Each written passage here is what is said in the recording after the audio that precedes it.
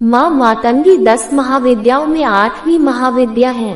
इन्हें तंत्र की शास्त्र, संगीत, वाणी, विद्या और रहस्यमय ज्ञान की देवी माना जाता है। माँ सरस्वती की तांत्रिक रूप में पूज्य मानी जाती है, परंतु उनका स्वरूप उनसे कहीं अधिक गूढ़, शक्तिशाली और रहस्यमय है।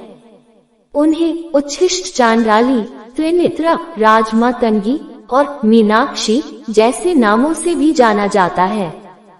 माँ मातंगी कौन है? माँ मातंगी शुद्ध उच्चारण, शब्द शक्ति, वाणी की देवी हैं।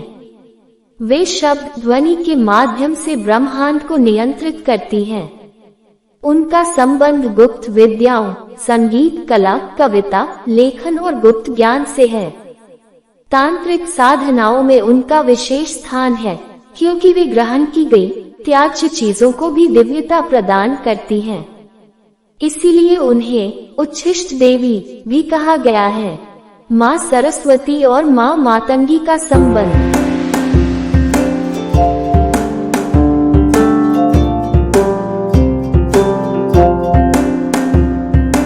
माँ मातंगी और माँ सरस्वती दोनों ही वाणी, विद्या, कला और ज्ञान की देवियां हैं, परंतु इनके स्वरूप, शक्तियां और तात्विक महत्व अलग अलग हैं। माँ सरस्वती को हम सभी वैदिक परंपरा की मुख्य देवी के रूप में जानते हैं, वहीं माँ मातंगी उनका ही एक तांत्रिक, गूढ़ और शक्तिपूर्ण रूप मानी जाती है। आइए इनके संबंध और भिन्नताओं को विस्तृत रूप में समझते हैं। माँ मातंगी और माँ सरस्वती वाणी की शक्तियां हैं। एक बाह्य शुद्ध रूप, दूसरी अंतर्यात्रा, रहस्यमयी और तांत्रिक रूप। सरस्वती से आप ज्ञान की ओर बढ़ते हैं, जबकि मातंगी से आप शब्द और वाणी से सृष्टि को नियंत्रित करना सीखते हैं। दोनों साथ में साधे जाएं, तो साधक के भीतर अद्भुत आकर्षण, बुद्धि, वाणी की सिद्धि और तांत्रिक जागरण होता है। माँ मातंगी और माँ सरस्वती एक ही वाणी की देवी होने पर भी अलग अलग रूपों में क्यों हैं? इसका उत्तर हमें वैदिक और तांत्रिक परंपराओं के बीच के अंतर, आध्यात्मिक साधना की गहराई और शब्द की रहस्यमय शक्ति को समझने में मिलेगा। माँ सरस्वती और माँ मातंगी एक ही शक्ति के दो अलग अलग रूप हैं। माँ सरस्वती शुद्ध सात्विक वैदिक रूप, माँ मातंगी रहस्यमयी तांत्रिक गूढ़ रूप। जैसे सूर्य की प्रकाश देने वाली ऊर्जा और जलाने वाली ऊर्जा एक ही है, पर प्रभाव अलग है। जल का एक रूप गंगाजल है, जो शुद्ध करता है, और एक रूप समुद्र, जो रहस्यमय, गहरा और अपार शक्ति से भरा होता है। माँ सरस्वती सौम्य, श्वेत वर्णा, ध्यानमग्न है।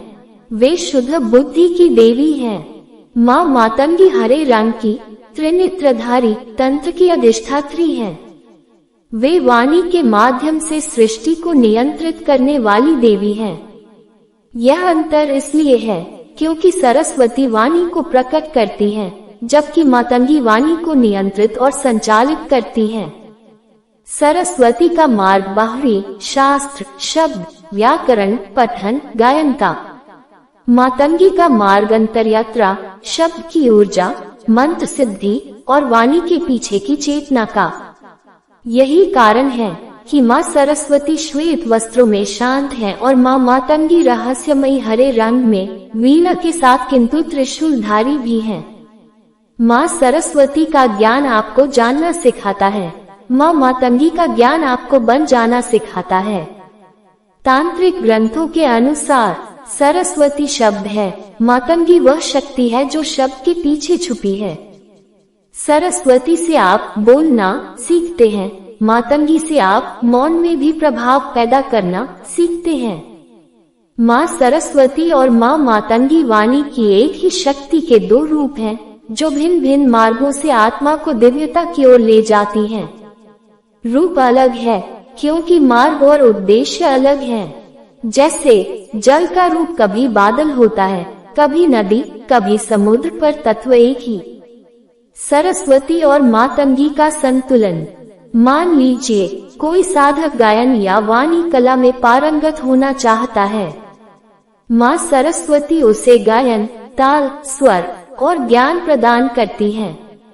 लेकिन अगर वह चाहता है कि उसकी आवाज लोगों को मंत्रमुग्ध कर दे, वशीकरण जैसी शक्ति मिले, तो उसे माँ मातंगी की शरण में जाना होता है।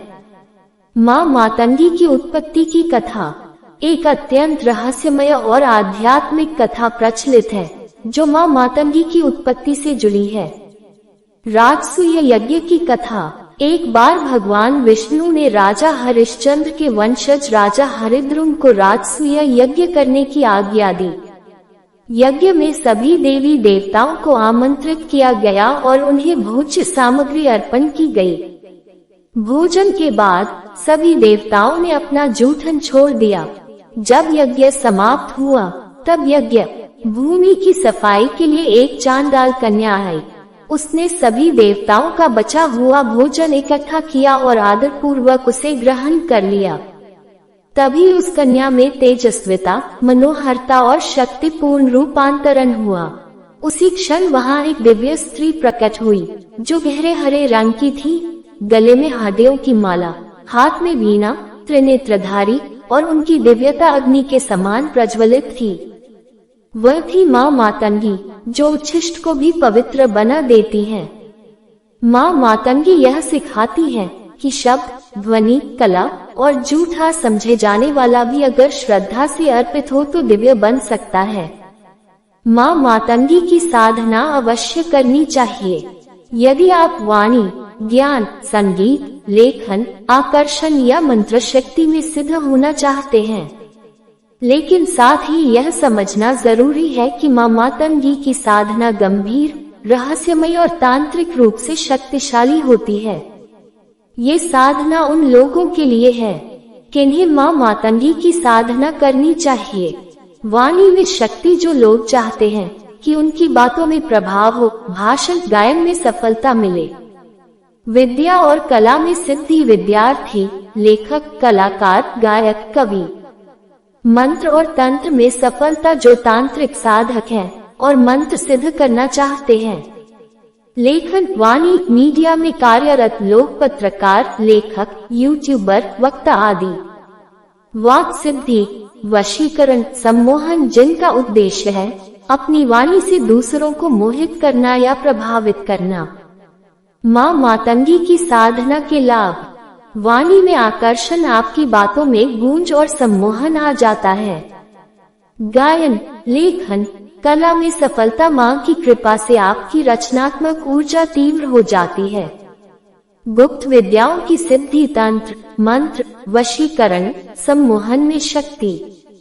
आत्मबल और आत्मविश्वास, बोलने का डर, झिझक समाप्त। उच्च स्तर की आध्यात्मिक उन्नति, शब्द और ध्वनि की गूढ़ अनुभूति। मातंगी की साधना विधि संक्षेप में। 1. संकल्प और शुद्धि। किसी एकांत स्थान पर बैठें। साधना के लिए नियत संख्या में जाप का संकल्प लें, जैसे 11 दिन, 21 दिन या 108 दिन। 2. मंत्र जाप। बीज मंत्र ओम ह्रीं क्लीं मत ज्ञफट स्वाहा या ओम श्री उच्छिष्ट चांडालिन्ये नमः। माला, रुद्राक्ष या हरित माला, मूंगा, टोपाज आदि। आसन, काला या हरा। समय, रात्रि, विशेषकर मंगलवार और अष्टमी नवमी तिथि। जाप संख्या, रोज कम से कम 108 बार एक माला, साधना में 11 माला या अधिक। 3. भोग अर्पण। उच्छिष्ट या तामसिक भोग जैसे इमली, नींबू, पान, हलवा, मिठाई आदि। माँ को हरी वस्तुएं, वीणा या तोता की मूर्ति चढ़ाना शुभ होता है। महत्वपूर्ण सावधानियां। साधना के दौरान मौन, सत्य और ब्रह्मचर्य पालन करें। किसी को बताकर साधना न करें, गोपनीयता जरूरी है। माँ मातंगी उच्छिष्ट को स्वीकार करती है, पर साधना की पवित्रता कभी न छोड़ें। अगर आप वाणी में प्रभुत्व, गूढ़ ज्ञान और दिव्य आकर्षण चाहते हैं, तो माँ मातंगी की साधना आपके जीवन को बदल सकती है। पर यह साधना मजाक या केवल भौतिक लाभ के लिए नहीं की जानी चाहिए। यदि आपकी भावना शुद्ध है और आप वास्तव में अंतर्यात्रा, शब्द शक्ति और आत्म सिद्धि पाना चाहते हैं, तभी यह साधना करें। मित्रों, जानकारी ज्ञानवर्धक लगी हो तो वीडियो को लाइक व शेयर करें तथा ऐसी ही रोचक कथाओं व जानकारियों के लिए चैनल को सब्सक्राइब जरूर करने के साथ ही नोटिफिकेशन की बेल जरूर दबाएं।